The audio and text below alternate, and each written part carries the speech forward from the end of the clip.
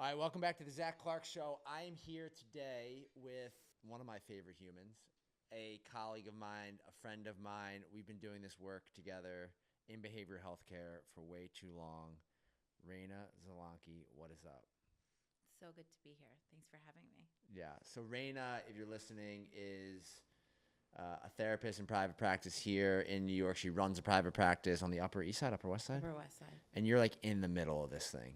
Mm-hmm. Couples, families, parents, children. Like, she is a very well-known therapist here in New York City, and I've watched her just continue to grow, which has been really cool. How are you doing? I'm good. It's a juggle. You know, the working mom thing. It's like I have 3 kids too. a 3 lot. kids too. So therapist, mom, everything to everyone. yeah, never a dull moment. But And the youngest is 6 months, 7 months. Yeah. 5, 3, and 7 months, Yeah. and running a private practice. Yeah. Are you back at work full time? Yeah. All right, so we got to start where we started, and we're going to get into it all today and hopefully answer some questions for people out there just around love, relationships, navigating difficult times. But we started in this chaotic time, and we were kids. Mm-hmm. You were working at Hazelden. Right. I was working for Serenity, which is no longer around. You came over to work for us, and I look back on that time very fondly. I do too. I have a lot of nostalgia. It was a little bit of the wild, wild west, but if you look at that roster, like the people that were working for us, we were all young, but we were all very passionate about behavioral healthcare, substance abuse, mental health. Yeah. We were very pumped up, and I just think there was like it was good energy. I mean, good chemistry. Everyone got along, and Yeah. And you were our program director, and you were like, man, I just think back of like, and there's people that got well. There's people that got well. There's people, in this city today. Like, I run around, and I forget that I've been doing this work for now, 13 years, nearly 13 years, and you're right there too. I mean, how long have you been? Yeah. If 13, 14 years, yeah. Because before that, I was at the VA, and yeah, so it's been a long. It was cool and there were moments where like we had like 6 houses that were just full, and we were running around in the middle of the night, phone calls, and We did not have a work-life balance, but we've both grown from that experience, I think, and I've just been such a big fan of yours for so many years, and watching you. We don't get to see each other as much, obviously, anymore, you having 3 kids and being in private practice and me running a business and being all over the place. But every time we do see each other, there's a huge embrace, and we know we have each other's back, which is yeah, nice. yeah. Why become a therapist? You know, I feel like I wanted to be a therapist from like age 7. I don't know. I was the type of kid that like if my parents were talking to friends, I'd be like hiding. You know, I'd say I'd go in and sleep, but I was like hiding and like listening. You know, like I just am so, I mean, it's not that I'm not in it to help people, but I'm also just so curious and so interested in people. I think growing up in New York City in kind of a very fast-paced culture, I saw a lot, and I really wanted to go back to that space and connect with other teens and families and help kind of maybe give that support in a way that I didn't get. As a kid? Yeah, as a kid. And, I think that so many people's paths can be rerouted when there's like early intervention and support. And I just think New York City in particular is just like, it's an intense place. I mean, you get really smart, really hardworking people, but yeah, I just think people's mental health struggle with all of the pressure. Yeah. No, I would agree with that. I mean, I think that even for me today, being in the city for whatever it is, 12, 13 years now, I keep like putting times on things, but there are days where it's hard. It's hard to navigate just the noise. Yeah. Yeah. Yeah. And I think it's a rat race. I think it's very competitive, and you could be a really big fish somewhere else, but you're going to be here, and you're just, you're competing with a lot of other really driven, really ambitious, intelligent, hardworking people. Yeah. So you knew at 7, you're born and raised in New York City. You saw a lot. You kind of wanted to give back. You go through did you do the private high school thing or what? Yeah, I went to Trinity, like a really intense, probably the most intense prep school in Manhattan, which was actually good for me because I was a little wild, and so it was like guardrails. But yeah, and then I got out of here for college. My dad was like, we got to get out. So my buddy Matt Rinklin he's one of my co-founders at Release. He was just in here and you guys were talking about, can we talk about the New York City private school? It is insane to me. I don't have kids, but yeah. He's telling me that they're, or like, what like you go interview. You're 5 years old and taking your kids are you doing this now? So we did it last year, and I said to myself, this is a walk in the park. I grew up here, like, this is not going to bother me. I got this, right? And I was pregnant with my third kid, so that just makes your emotions a little more crazy. It was wild. I did not expect to be so shook and so emotional by all of it. You've just it's very competitive. The other parents everyone's kind of secretive and comparing notes, and, they take these kids in these rooms to do testing and IQ testing. Without their parents. Yeah, it's just so crazy. And it just makes you really think, like, do I want to live here? Is this the right place? So I just think, are we manufacturing like these chaotic existence for these children? For me, I have no judgment. I understand that New York City is a grid, and there are some really good public schools. There are some not so good public schools. As a parent, you need to make whatever decision you feel is best for your children, right? But what I learned about therapy and like family of origin and how you're raised to be thrown in a room at 5, 6, 7 years old and be interviewed and basically accepted or denied access. The crazy thing is I don't actually think the kids, I don't think they know what's going on. My son just thought it was kind of fun and special time with us. I think it's really grating on the parents. And this is where when parents bring a kid to therapy and they're like, fix my kid, you're like, hold on, let's start with you. Let's really go there first, because it's such a parallel process raising a child. And it is like someone is holding up a mirror. All your stuff comes up. You were bullied on the playground. You're going to see your kid and project that fear on your kid. You were struggling with food as a teenager. Everything you might feel like you've dealt with, it's going to come up in ways you had no idea. And so I think this journey of getting your kid into prep school, if you're going to do that, is it really stirs the pot for a lot of parents that don't even realize they have this stuff. Yeah, that's so interesting. So what is your final take on it as a therapist? I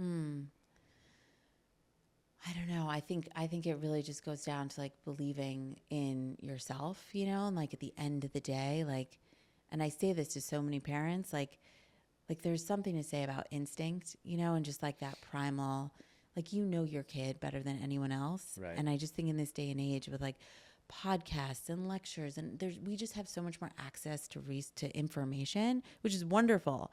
But I think that parents are just drowning in it, and they're listening to all these different, podcasts and reading all these books and trying to figure out what's the best school. And they're hiring. You can hire a consultant for $40,000 to just tell you what school you should go to. Right.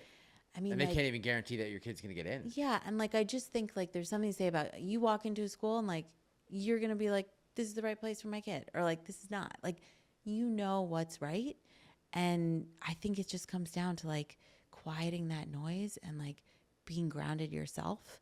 And this journey is just going to be New York City is a wild fucking place. It's just wild. It is. The things that I'm grateful. I love New York. I really do. I'm coming off the marathon, and there's so many reasons why I love this place. And then there are just things that, unless you live here and are embedded in kind of what goes on here, you'll never understand it. Right. $40,000 to hire someone to tell you where to have your child apply to go to elementary school, or high school? Right. Or Well, I think it really ties into this whole other piece about like, you know, when you meet families or when we come across like this high wealth kind of population, so much of life becomes outsourced, right? Whether it's like making decisions, you know, teaching your kid how to bike ride, teaching your kid fractions, like whatever all these things are that like we all just used to do. yeah. I just feel like sometimes it's just best to have less, you know, and to just sit there and say we got this, like we can do this. Not to say like we can't all ask for help, Yeah. but too much is overwhelming. It's a lot. Okay, so whatever. You're 7, you go to high school, you go to the prep school, Trinity, you have this New York City classic kind of like high school experience. You go to Pepperdine? I went to the Claremont colleges for college, Okay. which is near. I mean, it's like east of LA. Okay. But that was like my dad's thing. He was like, you know, if you're gonna go to college, like there's got to be no Greek life. You're getting off the East Coast, and it's like that or rehab. I mean, it was like New York City is a wild place. Like you're going to like nightclubs at like 15. Yeah. I mean, if you're attracted to that world, it will pull you in. And so he was like, we got to get out of here. And it was much slower paced. It was I great. love your dad, by the way. Your parents, by the way, are the best. Yeah. I mean, Yeah. My parents are like kind of hippies. So yeah. So they sent you to LA, and your college experience was fine, or you were partying, or you were doing well in school, or what did that yeah, look I like? mean, listen, it took a little while to find myself. Like Yeah. I definitely was a little bit wild, but it slowed me down. I mean, I think it was just too fast on the East Coast, and I had some good friends and made some good relationships, and you know, but it took a while. You know, I would say it takes till like your mid-20s to kind of really see clearly. Yeah. I mean, for me, it took my mid-30s. Well, I'm still learning shit now, you know. girls like, are ahead, you know. Of Always. course, always. No, I mean, women are I mean, my mom. I like whenever I need an answer, I go to my mom. Still to this day. So it's Okay. like that shows that shows you like that shows you there where we go. I hope my boys do the same. Yeah, well, so you go okay, and then you go to Pepperdine. So I came back to New York for like a minute, and I worked at the NYU Child Study Center, and they're like neuropsych department doing testing for kids. I thought I wanted to do neuropsychology, which was like so depressing. I was not into it. Yeah. And then I worked at Columbia, and I kept getting caught back into this like New York City scene and world, and I was like, I got to get back out west. Good for you. And so I just like found this program, Pepperdine. It was like couples and families, which I just thought was so much more interesting than Right. regular psychology, and it was the best. Yeah. It was just the best program, and it was like hardcore couples work, family work. I worked at the VA with veterans and addiction, and I was so happy. I mean, Yeah, it was I just remember such a good fit. That stood out on your resume. And then you came back to New York. And then I had my eye on Hazelden, so I Which reached Hazelden out. is like your classic old Yeah. school nonprofit Right. kind of 12 step. I mean, they've changed over the years, but this was Right. Hazelden, Betty Ford. I Right. mean, this That's is an just- old. that's school. where I And wanted did to you know work. you wanted to work in substance abuse? Yes, I was did. very clear on that. Yeah, Okay. yeah. Because I got a taste of it at the VA, and I was like, oh, this is me. Like, Yeah. I mean, it just hit home, right? Like, it was like I struggled with myself. I grew up in New York. It was like all around me, and I was like, I get this. I really do. And I just felt like I could really connect. And I loved the family piece. So when I worked at Hazelden, I ran their family program. I did their intakes, and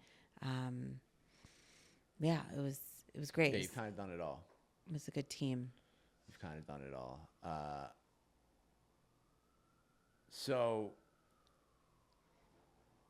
you leave Hazelden, you come work with me for a couple years, and then you decide to kind of go out and start a private practice, which was a great move and something that I think anyone that knew you knew that you would do that. What has that journey been like? I always say for a therapist, a lot of people listen and they'll ask questions and say, I want to get involved in this work. I want to become a therapist. What suggestions can you make? And then after you answer that question, I want to get into the nitty gritty, Yeah. what we're seeing. So, what do you, the kind of like why did I? No, I mean, like you went into private practice, you bet on yourself, right? And I think Yeah. that's the dream of, look, what I see, Reina, with a lot of therapists I'm allowed to say I think there's a lot more women that go to school to become therapists Right. than men. And then you have chosen, you've done a really good job of staying in the work. I mean, you've had multiple children and returned to the work, which tells me Right. you're super passionate about this. Not Yes. everyone stays in this like you're Yeah. staying in it. Yeah. I mean, I don't think I even knew if I was going to like it. Right. I mean, I think basically what happened was I saw someone put a posting of like some office. It was a guy in the field who I really looked up to, Jason Rudolph. Yeah, Jason, And yeah. I visited this office. It was like on Park Avenue. And I was like, I just stood in this office and I was like, I got to take this office. Like I didn't have any clients. And I called up my friend Marissa and I was like, you want to go in on this office with me? And we went on the office and I sat in this empty office and I made a list of like, I don't even know, like 200 people. And I just like booked it. I was in Brooklyn, Queens. I was meeting with rabbis and doctors and orthodontists. And I was like giving out my card. I mean, I like to hustle. So Yeah, I was you're like, hustler. I just was like hitting the ground. And I love that suite. I mean, I had Jason Rudolph, I had Ted Steen. I mean, just like really Smart people. people who like became my mentors. And then like all of a sudden, like the phone started ringing, Yep. you know, and it was like, and I really loved it. I was like, this is really good stuff. Like, and at the time I didn't have kids and I was dating someone who, my now husband, who works a ton. I mean, worked a ton then. So I could just like, I was in my office all the time. I mean, at all hours. And I just kind of got passionate. Did about you it. feel like, so he's an attorney, right? And he still works very hard. Did you feel like, were you competitive in the relationship? Like your work ethic had to match his? I mean, it definitely like pushed me. Yeah. You know, I felt like I definitely attribute him in some ways to a lot of my success because he encouraged me to take the office. I mean, he was in my ear the whole time. And Yeah. I mean, it's nice to be with someone who's hardworking and ambitious because it kind of brings that out of you as well. I think if I was with someone who wasn't working as hard, I probably wouldn't have been as driven. Right. And so that's one of the things you talked about before you came, or before we started rolling the tapes today, is this idea that, how did you say it? In households today, especially in New York City, Yeah. what you're seeing is a lot of couples coming into you, and there's some confusion around gender responsibility. Or how do you frame that? Like the man and the woman are not being defined how they historically have been defined. I mean, listen, statistically speaking, they say that sometimes couples that have more traditional gender roles like do better. I mean, in modern marriage and modern relationships, like listen, I'm a feminist. It's a great thing that women can work and be mothers and cook and do all the things. But like now that's like, it's just so confusing, right? It's like everyone's supposed to do everything. And I think what I've seen, first of all, I think women can't win no matter what, whether they're going to work out, they should be with their kids. If they're with their kids, they should be working. If they're working, why aren't they not with their kids? I mean, it's like you literally can't win. And there's so much judgment. But I've also really seen like men really struggle. I mean, because the expectation has changed. I mean, it used to be like you could leave, go to work, grab a drink, come home, you know, veg out. Question though, I want to get to the men thing because we just acquired this company that focuses on men's mental wellness, and like that's Yeah. a huge part of my story and just being able to be vulnerable. But on the thing you just said about like there's no winning for a woman in this Yeah. world, I'm very fascinated by that because, and maybe this is just my experience, or maybe I'm on social media too much, but what I'm seeing is women are not necessarily lifting other women up. Right. Like there's this crazy Right. dynamic of you, a therapist, sitting here saying to me like, hey, a woman going to the gym should be with her kids. A woman with their kids should be working out at the gym. A woman that's working should be at home cooking. Like right? Yeah. But then you'll see the I mean, it's crazy. So what's that? Is that just?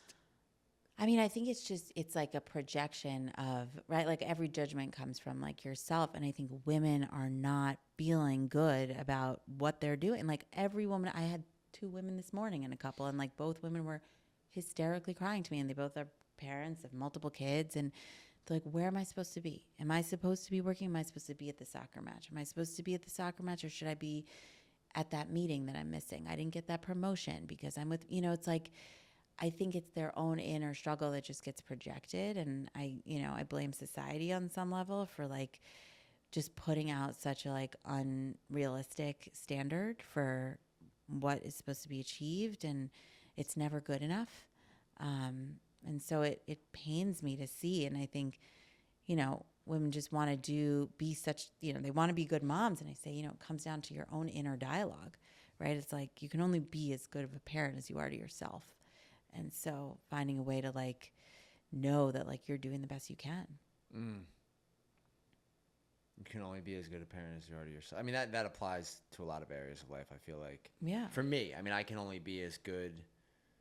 I mean, I just went down to on-site and did a ton of like self-discovery and self-reflection. And, that experience was wild because I realized I was actually talking to one of our friends before going, Carrie Wilkins, well, and she was telling me all the shit that I didn't want to hear, which is like, I'm not kind to myself. I'm not tender. I like forget about, and like, I was like, stop it with that talk, like in my head. And I get down there, and that's a lot of what I discovered is like, I'm just not being kind to myself in a way that's productive to the way that I live. Yeah. Yeah. No, there's like a real attachment to like that self-loathing, I think. And I think people don't realize how much they're just like, they've just been in that pattern for so long. And it's like, you believe that that's helping you. You feel like, okay, if I beat myself up, I'm going to succeed. Like that's the way to succeed. And the reality is like, if you said to a kid when they woke up in the morning, like, you're a piece of shit, you better get going. Otherwise you're going to be a failure. Like they would not do well. So those two clients that were in your office, obviously I don't want any specifics, but how do you navigate that? Are you just trying to get them to a place where they feel confident and comfortable to make hard decisions or have hard conversations or sit their husbands down and say like, hey? Well, I think first I like go back in time a little bit, right? Like I really want them to have an understanding of like, when did this start for them? And like, what were the models that they grew up with in their family? Who is their mom? Who is their dad? Like where are they getting these messages from? And then I think it's really trying to understand, like, how can they shift that dialogue internally?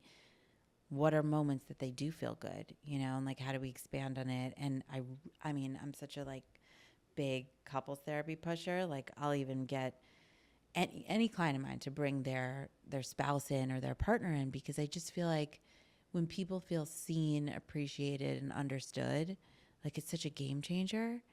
And I think so much of the time, like we go through life and we don't feel seen, understood, or appreciated. And people actually do feel that way about us, but like it's just not said. Right. And I feel like that's in the many environments I've been in my life, whether it's an athletic team, whether it's a business, whether it's, sitting here with you, like whatever it is, it's always about being seen. Yeah. And the best coaches in the world have this ability to make an athlete who maybe isn't getting enough playing time in that person's eyes feel seen. Right. So and a part of that team, right? Like a good business leader, a good business owner makes their employees feel seen, but despite the fact that employee might want a raise or a bonus or a new title. And that goes back to like I just wanted a hug growing up, like. Right. No, I think it's so big, and I think couples don't realize how much, like, I mean, it's so interesting. There's a study that says like, parents are so focused on their kids and like, I want to hug my kid when they get home and I want to focus on my kid. And it's like, there's this study that says like when a kid sees their parents hug, like it lowers their cortisol. And so parents are so focused on the kid, and I'm like, what about each other? Right? Like if the two of you model that affection and that connection, the temperature just goes down. Like it's so stabilizing. But it's hard, right? Because like, you've obviously been in other relationships outside of the one with your husband, and there's always that period of what people refer to as like the honeymoon. Yeah. And in my mind, I'm always like, well, the honeymoon can last forever if both people are committed to the. I don't think so. No, well, okay, fine, I'm wrong, but. I mean, I don't know. I think it gets hard, right? But that's my question. Like, how do you do that? How do you make a relationship of 3, 5, 10, 15, 20 years last and make each other feel like the most important person in the world. I mean, I think is that why the divorce numbers are what they are? I mean, I don't know. although they are going down. Are they? Yeah. That's because you're doing this work, Reina. Great job. I think you have to have the long game, right? Like, you got to see the long game. Like, it's distress tolerance 101, right? It's like every time we feel distress, we all want out, right? And I just think back in the day, like couples therapists, like in the 80s in particular, especially when feminism was on the rise, they would be like, all right, like just go find yourself, just go split up, And it's like was really bad for couples. And now, it's really about like seasons of life and chapters, like hang in there. Like this might not be the chapter. Like we all know statistically speaking, when couples have little kids, the marital satisfaction goes down. And then sadly, when the kids get older and grow up, it goes up again, right? So can you hang in there for that part, right? Can you like get through and know that like you might not be as affectionate for a minute, but that it can come back? So I'm crazy to think that like while raising kids, that marital satisfaction can't remain if you're really doing the work. Like I don't know. That sounds so sad to me. But I think with pain, like I think lows come we got high Jay highs. over here. Jay, the father in the room, our producer, is laughing at me because why, Jay? No, they're not gonna really hear me because it's hard. It's hard, and I think it's like you gotta be okay with that. Like you gotta be okay with like, and know that like when things go down, they come back up, right? Like we don't really want life to be. That's why I tell all my clients you got to watch like Inside Out. Have you seen that movie? Oh, it's so good. Like, anyways, it's a movie about how like all your feelings are important, right? Like having hard moments and being sad is critical because otherwise, how are you gonna wake up at like 70 and be like proud? It's because like you got through that. Okay, and then my next question is, I go to the physical. All right, you have kids, assuming that means less time for each other, less sex, and that's where, I've seen in my life, like many relationships all over the place kind of blow up because there becomes this desire to go fill that void in the relationship outside of the relationship. And some couples come back from it, some people don't. Like, how much of that physical connection are couples coming to you and wanting to either work through or reignite? Yeah, I think it's hard. And I think like the hard piece is that people just don't want to touch it, right? It's like such a hot topic and there's so much anxiety about it and vulnerability. Adults are and hilarious. It's like, right. we'll but go out it's and get shit-faced and act like clowns, but then like when it's time to have like a hard conversation Right. about sex and something that's, oh my God, we're going to talk about sex. Yeah, and it's It's hard. crazy. And people are just and so I think what I work on is just really talking to people about the fact that like sex it's an umbrella word, right? Like I think people think of sex like so much in life as it's like so black or white, right? There's so much within sex. Like sex is about connection, it's about intimacy, it's about pleasure, it's about like turning off. What we know is you cannot simultaneously have pleasure and be anxious. Like in order to have pleasure and to have fun, you need to find a way to relax. And so like even if it's just like, okay, this is just a time every week that you're going to find a way to like turn off, and maybe it will happen, maybe it won't, but it's like it's just about being intentional. And I think couples they don't want to do the work, they put it off, and it just gets harder the more you do that. So do you say to couples like once a week? Is that kind of your number? Is that like you try to get it done once a week here? Like actually, like it's a little bit the opposite of that. You say to a couple like, you're not supposed to have sex. Like I challenge you to not have sex this week, but you have to spend time together and you have to hang out and you have to be intimate because you kind of want to take the whole sex thing off the table because I think it feels like pressure. And if it leads to that, it leads to that. But the idea is to be more intimate and physical in other ways.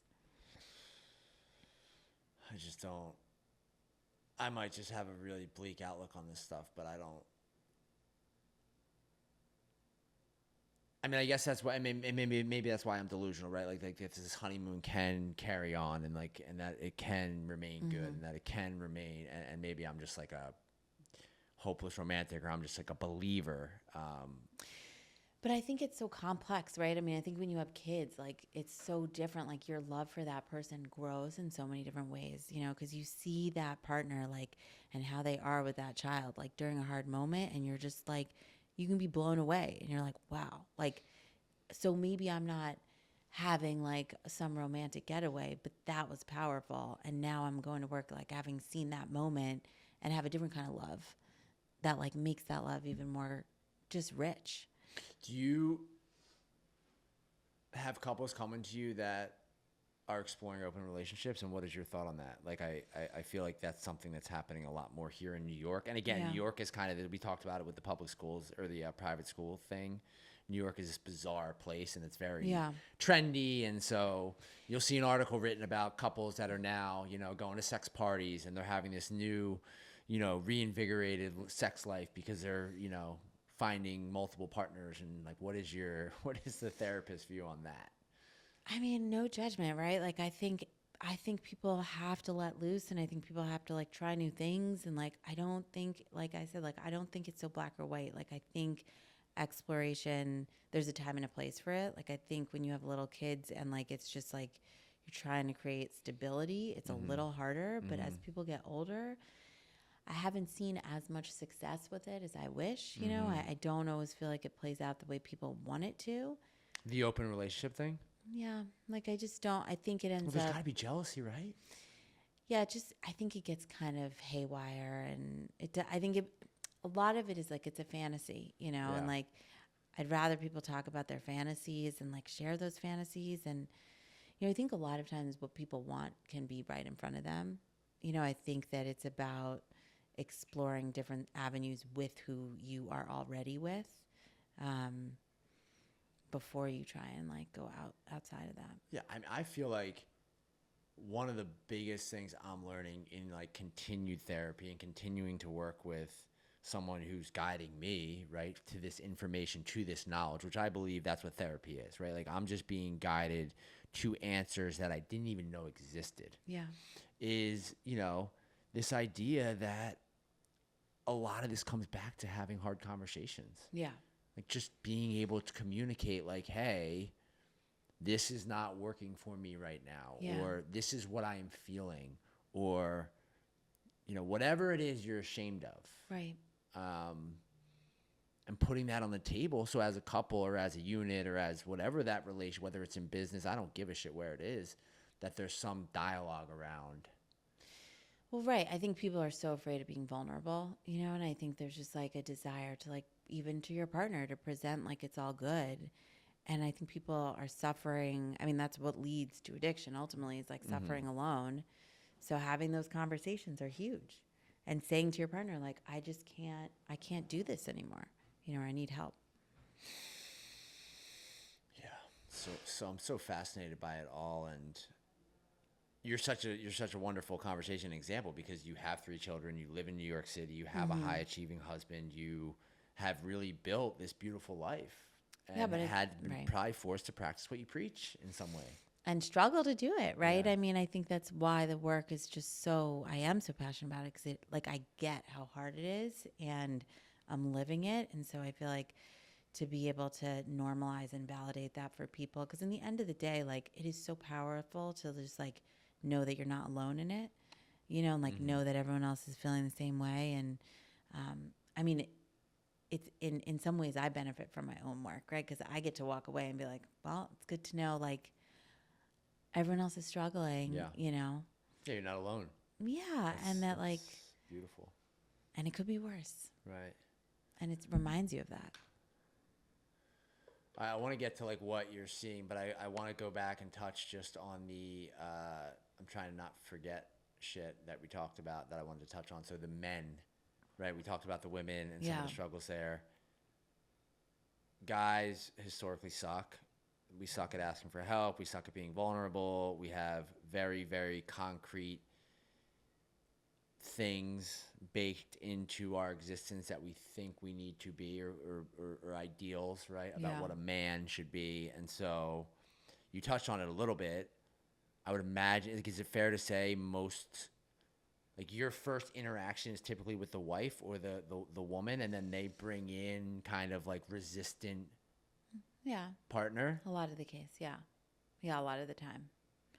And how do you get those guys to understand the value? Because look, I mean, I talk about therapy all the time. Right. Well, I think I would tell you that my high school text chain, like those guys, 15 of us, maybe one or two of them are in Right. therapy.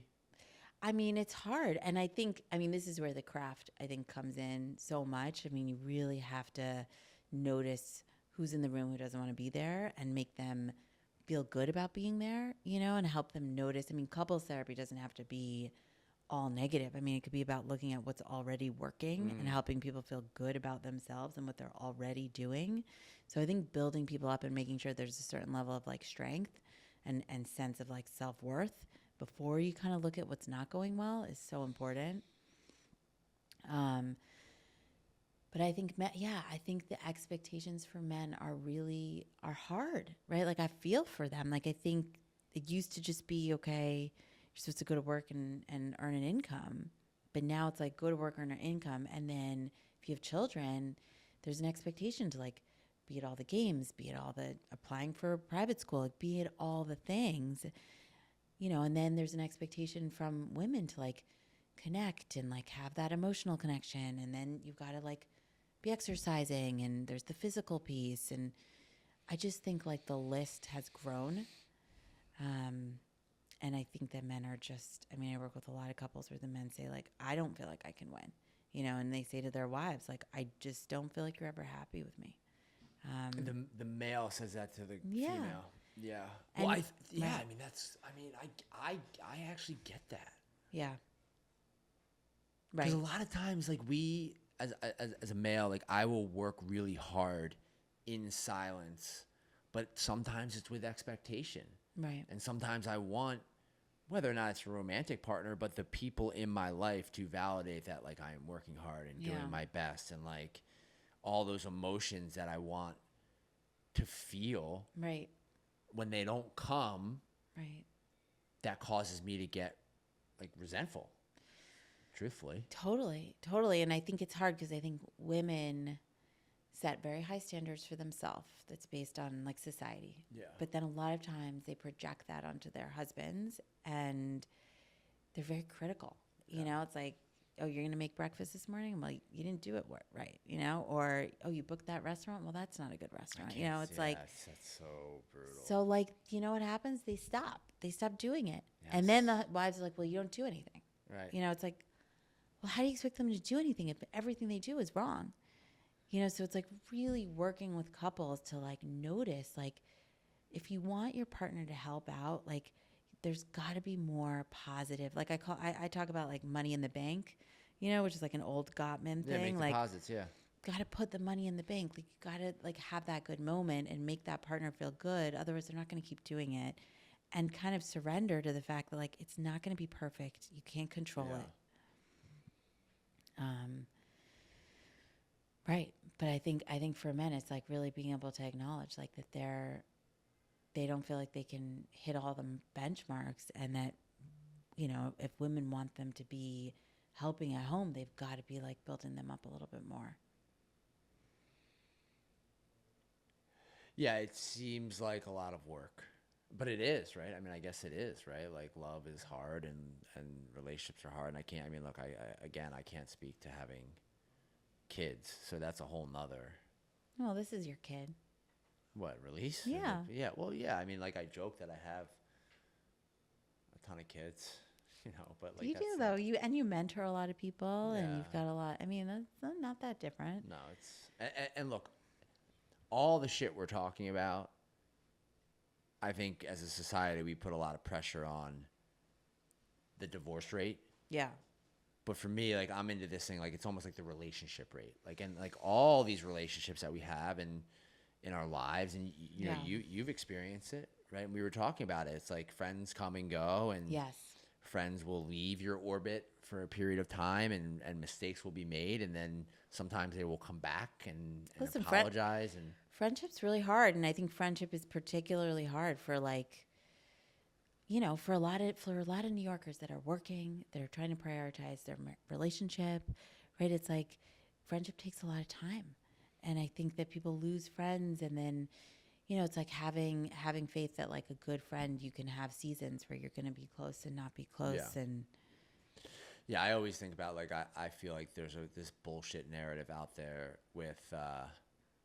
with men and guys in their friend groups, right? When one of the guys meets a new girl and then they start spending a lot of time with that girl, and then all of a sudden to the friend group, that girl becomes the problem. right, When really it's on that dude. right, Like it's on him to maintain his relationships with his guy friends and have this beautiful new romantic relationship or whatever it is, but not lose sight of the people that, you know, he just spent the last however many years of his life like going out with Right.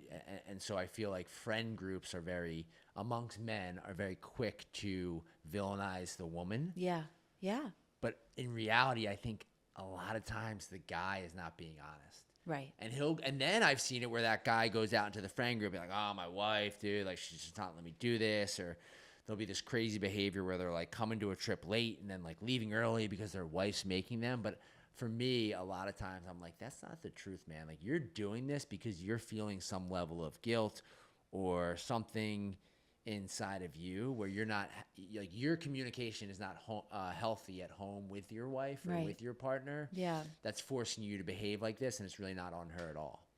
But it's hard. Like I think a lot of men tell me like I feel tapped out. You know, it's Yeah. like I don't know. I don't have the energy to put into my friends, and then they leave me out or like they're not including me, and it's I don't know. It's another layer to it, right? And Yeah. it's like, do you have the space to put that time in? And if you don't, like, you don't always get the rewards back. Are And you still motivated, like with 3 kids and hard work? Like, are you still motivated to go out and see friends, or are you kind of staying? Yeah, definitely. I mean, I think I need it, right? Like, Yeah. I think it's like critical. Like, I just some people I think they can survive on their own, but it energizes me, and like it's just so important. But And you'll leave your kids with a babysitter, or that's mom? yeah, with a babysitter or with my husband if he gets home. But I think it's just so good to like get out of the house and like do that. I mean, you have to like you got to live a little, otherwise you feel like Yeah. I don't know, your whole life is on pause. Yeah. But I mean, I think in particular, like despite the fact there's 8 million people in New York City, like people feel really lonely. Like people do not feel. And that's why it's so interesting. Like when I worked at Serenity with you and you guys had this whole AA thing and you've Yeah. got, you know, all the non-recovery people were like, what is this thing? Like, we don't have this. Like, This community, yeah. do we get this too? Like, you know what I mean? Like, it was like this whole like vibrant community that I think for like someone in their 20s that's not in recovery Hard to find. and it's lonely, you know? Yeah.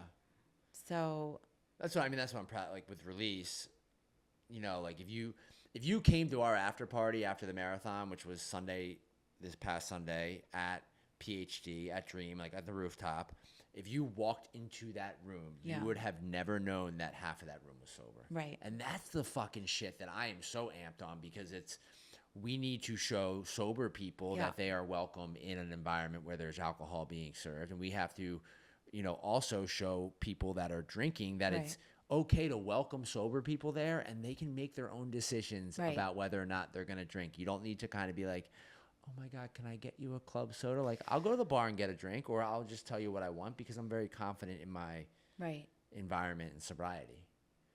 So No, like I mean, that's it's great though. I mean, and that you've cultivated. I mean, in a way, it's amazing that you've cultivated Yeah, this it's the whole best. community, and people are so excited. I mean, it's a lifestyle that people feel really pumped up about, and Yeah. I wish everyone, you know, I wish I could direct every 20-something in that direction. Well, there's the 20-something New Yorker who, you know, is just learning that they have a substance use disorder or an addiction or whatever you're telling them or informing them, is probably not amped to go, you know, Right, to a there's- run yeah. or to some event that feels super cheesy to them. Right. That's why you got to kind of trick people to getting them there. Yeah, all you got to do is get them in the door, and Yeah. then they're. I mean, it's wild. I've had so many 20-somethings, and they are. I mean, it's like they get hooked on it. Yeah. Right? They walk in the door and like, this is the best, you Yeah. know. And there's something to say about community. I think people even just in New York City, like even raising kids, it's like people don't realize like you just can't do it alone. Like you need to have people around you to do it. Yeah. So I know you're super passionate about family systems. I know that you love this work and you're not going anywhere. What what are you seeing? Like, what do you want some of the listeners to hear? Yeah. Like what's going on in this crazy, like, as a therapist, you have people coming to you and dumping all day, every day. Like, what is the world Yeah. telling you? So I'm so happy that like awareness around mental health has changed, you know, and the stigma is going down, and I hope that continues. I mean, there's just so much to say about early intervention, and you could talk about that from every facet, but like in particular with couples therapy, I think people come in historically have walked in the door way too late, right? Like 7 years in, like they're already done. Yeah. You know, there's something to say about going to couples therapy before you get married, or like when you're just dating, not even because you're going to marry that person, but because you need to learn how to be in a relationship, and it's helpful to do couples therapy, right? Or like, Of course, right. I mean, like, what the hell are we talking about here? Like, this whole podcast, this whole thing, this whole work that we do is about that. Like, Right. why the fuck are we so scared to just be honest, Yeah. especially with the people we love?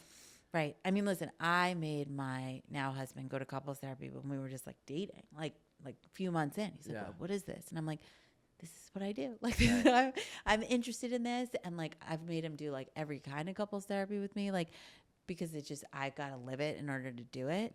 And I don't know. It's just, there's something so important about having that safe space and finding a moment to be intentional. And for kids too, like I have parents that'll say like after their 12-year-old will go a few times and then be like, doesn't want to do it. I'm like, the research says it's like all about once they know that resource is there, right? Like it can change their whole path because they know what to do now when they're struggling. They know what the options are. So I just really feel like getting involved earlier rather than like crisis management is going to be hopefully the way of the future. Yeah. Yeah. And I feel like for therapists, and you probably see this, it's really hard because it's one thing to get them there, and then it's another. How many times do we hear someone that goes to therapy 1 or 2 times and say, I'm not getting anything out of it? It's like, well, what are you putting into it?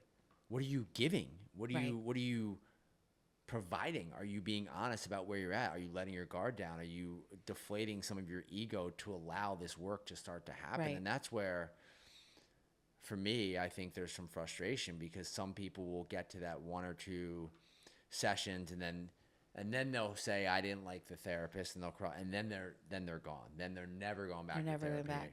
I mean, I always said this. I mean, I probably do the opposite of what other people do. Other people are like, oh, do individual therapy, and then you should do like couples or work with your mom or work with your something. Like, I actually believe like it should always start with like, I think relational work is just where it's at. And I work with some people that struggle when they come in individually. They get nervous or they just don't know what to talk about. So I have them bring their partner in. I'm like, let's work on the relationship, right? And through the relationship, they learn the language to understand themselves, right? Like I think as humans, we are relational beings and we heal in connection to others. And sometimes one-on-one therapy, it just doesn't always work. And like when someone wants to send their 15-year-old to us, I'm like, you know what? Why don't we have mom and daughter come in? Or why don't we have the brother and the sister come in? Like, because just like there's more possibility for change when people are together. Yeah.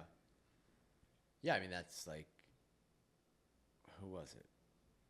Pavlov or one of these folks. It's like 101. It's like community, right? Like we have to have other people to do things with in order to really inspire change, which, you know, I'm a huge advocate for. And you see this because you work with a lot of psychs and you work with a lot of docs and like the whole role that kind of like medication plays. And I know that you're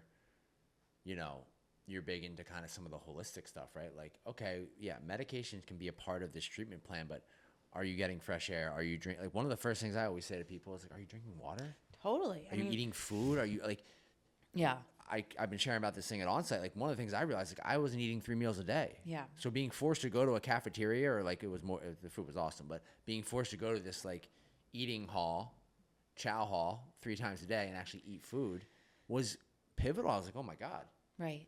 Well, I always say to people, it's like, imagine you wake up every day with like your 6-year-old self, you know, like, and you want that 6-year-old to like have a great day. Like, are you going to not give that kid breakfast? Like, are you not going to like skip lunch? Are you going to have a candy bar at like 3 o'clock? Like, you would never do that, right? You would take care of that kid. You would be that kid's cheerleader. So like finding a way to tap into that inner 6-year-old and take care of that 6-year-old all day is going to like be so critical. And so it goes back to like, yeah, like sometimes I'll have a mom talking to me and she's shaking, you know, she's drinking her 3rd coffee. And I'm like, have you eaten? You know, because like I need you to eat breakfast before you come here. Because like we can't even go to that prefrontal part of your brain if like your base levels aren't met. Yeah, and the inner child stuff's wild. The 6-year, like, because I wanted to so badly for years, you know, call it BS. Yeah. Right? But it's not. No, I mean, like, it's everything, We're right? kids. We're all kids. And that, all that stuff that happened when we were kids, whether you were bullied on the playground or whether your mom was critical or your dad was absent or whatever, I mean, it's all part of you every day. Yeah. So for you now, Reina, you have how many therapists in the practice? I have 4, yeah. 4 therapists. Yeah. We have a play therapist, which is cool because we get to like work with the kids. Tell me about that. Yeah, it's just something I've been passionate about. I work with so many families and they're always like wanting, you know, the kid is struggling some kind of way. And I just think play is like the language of children. And so kids don't do therapy so well. But so we've got like sand tray and we have all of these other ways that they can communicate. Like we have a family right now and there's a very sick sibling, like a ton of terminal type of thing, illness. And, you know, we have the sibling and the sibling's able to like process a lot of it like through play, and you can use play to kind of help that kid identify other coping strategies. And it's really healing if the parent is in the room because then you're doing like relational work with the play therapy. So we do that and couples work, and I have someone who works primarily with like men and then someone who works, another person who works with couples because we see a lot of that. And someone actually who works with more kind of like non-binary, kind of LGBTQT work because that's just become such a big thing. Yeah. And are you're still carrying a caseload? Yeah. Yeah, big one, yeah. And you're not, I mean, you're good. I mean, yeah, I think it's all about the balance, right? Like there's some days where you can overshoot the mark and you're like, oh, maybe did a little too much. But I think in the end of the day, like if you can have a little time with yourself, a little time with your family, a little time doing the work you love, like it's a good day. Yeah. I mean, there's been so much, I mean, I could talk to you forever, and I'm just so grateful to be here with you and kind of hopefully lifting up some of your work if you're in New York. Do you have a question, Jay? No. Oh, you looked like you had a question. Do you want to ask a question about your marriage? I'll book a session. Okay. Got it. We got Reina's first referral from the show here. Jay's gonna go in with his We went wife. to couples therapy before we got married. Oh, yeah? Yeah, It's good. I think it's good. But then you got married and you stopped going to I couples. didn't like the therapist. But this is interesting because our producer, and I know people complain that they can't hear him. He just said that they went to couples therapy before getting married. But what happened after you got married? No couples therapy since. Well, he said he didn't have a good experience. No couples therapy since. Yeah, but I mean. No, but I have a lot of that history with therapy, and I love therapy. I just think it's about finding the right therapist. Oh, that's the killing. That's the one for me that kills.